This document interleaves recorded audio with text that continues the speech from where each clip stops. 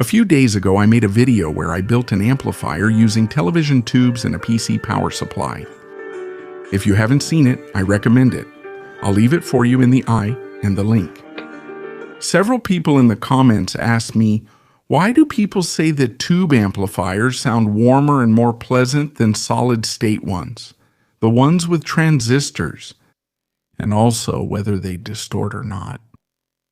Well, I'm going to try to explain it in a simple way, the way I understand it. To begin with, no amplifier is perfect. Ideally, if we input a dini wave signal, the exact same signal should come out, just bigger. In practice, this never happens. All amplifiers, whether tube or transistor, distort a little. That distortion is because the components are not completely linear. It can be due to several factors, like the design or the components we use. And there's also what's called harmonic distortion. This harmonic distortion means that when we amplify, besides the original frequency of the signal, other related frequencies appear, called harmonics. The sharper the changes in the signal, the more harmonics appear. In a signal injected into a transistor amplifier, when the input level exceeds its linearity, it starts to clip the peaks.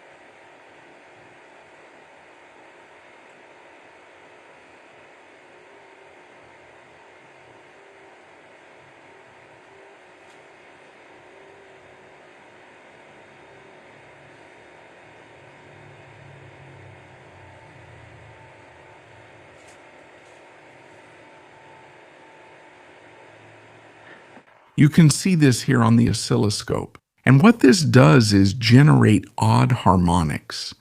The third, the fifth, the seventh, and so on. They're harmonics that are harsh, so to speak, for the ear. Look at this image of a clipped signal at the peaks that I'm getting from the preamplifier with MOSFET that I made for the video project. And this part you see here is the Fourier transform. Where can you see how? As I input more signal at the input and take the amplifier out of linearity, it starts to clip the peaks. And the harmonics, the odd ones, become higher than the even ones. You see here, these odd harmonics are unpleasant to the ear. They're aggressive. All right, in music. Normally, it's not a pure signal like this 500 Hz signal we just saw, but rather a very complex mix of sounds and frequencies. Even harmonics are generated by the instruments themselves when that signal passes through the amplifier. If the circuit isn't perfectly linear, additional harmonics will be generated. As we just saw on the oscilloscope, when the preamplifier was clipping, it emphasized the odd harmonics. Now let's see what happens with the tube amplifier. The signal is fed through the grid and the oscilloscope probe. We're going to place it at the output, where the speaker goes, at the output of the audio transformer. Well, in the case of these tube amplifiers, they behave differently than transistor amplifiers. When we exceed their linearity, instead of clipping like the transistor did, the tube with the audio transformer, they tend to round off the waveform, and that causes, instead of emphasizing the odd harmonics, the even harmonics to be emphasized, which are actually pleasant to the ear. For example, the second harmonic and the fourth harmonic are octaves of the original note. That's why the sound isn't harsh or fatiguing to the ear. It's very pleasant. But this doesn't mean that all transistor amplifiers sound bad or that all tube amplifiers sound good. It really depends a lot on the circuit design.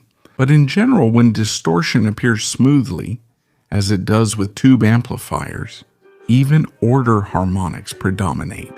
The sound is perceived as warmer and less fatiguing, meaning you can listen to music for hours without getting tired.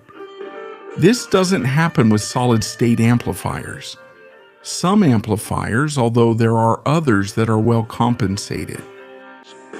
Bueno, y aunque parezca... The contradictory sound. Many times what we find pleasant is not the total absence of distortion, but the type of distortion.